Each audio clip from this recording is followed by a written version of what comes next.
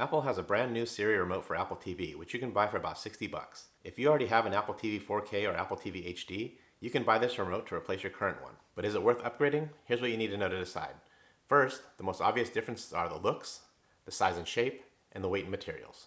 The look reminds me of the Apple remote that was included with the Apple TV HD. It was also very vertical and narrow, and made with an aluminum body and black buttons. The new remote is taller and thicker though. It's also the first Apple remote that isn't more or less symmetrical. The front face of the new remote is flat, but the back half is curved so that it fits better in your hand. It's also gotten heavier. The weight feels a little more normal for remote control, whereas the previous ones all felt a little bit too small and light for me. The next most obvious change is the redesign of the Directional Pad. The previous remote had an all-glass touchpad which doubled as a set of buttons. To move around the interface, you had to either use swipes or tap the edges of the glass surface, which I think many people found difficult or frustrating, and then tap the center to select. The new remote has replaced this with a ring of directional buttons and a separate select button in the center, again like the Apple TV HD remote. I think this is much more tactile, intuitive, and easy to use for many people. For those who like to swipe, the center button is actually a touch-sensitive pad now, so you can still swipe around, and even though it's small, it works really well. On top of that, the ring is touch-sensitive also. If the app you're in supports it, you can use the ring to scrub through video. Just rest your thumb on the ring until you see the circular icon appear at the playhead, then scroll clockwise to scrub forward, or counterclockwise to go back. This is pretty cool and it totally reminds me of using an iPod. The buttons have changed too. There are new mute and power buttons and the menu button is now labeled with a back arrow. But as far as I can tell, there's no difference other than what it's labeled. It still works exactly the same.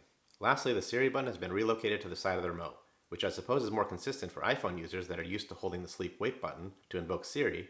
I find it a little less convenient, to be honest. Just put all the buttons where my thumb rests. I don't want to have to reach my thumb all the way over to the side. Whatever though, it's a mild inconvenience. With the new mute button, you can mute and unmute your audio, obviously.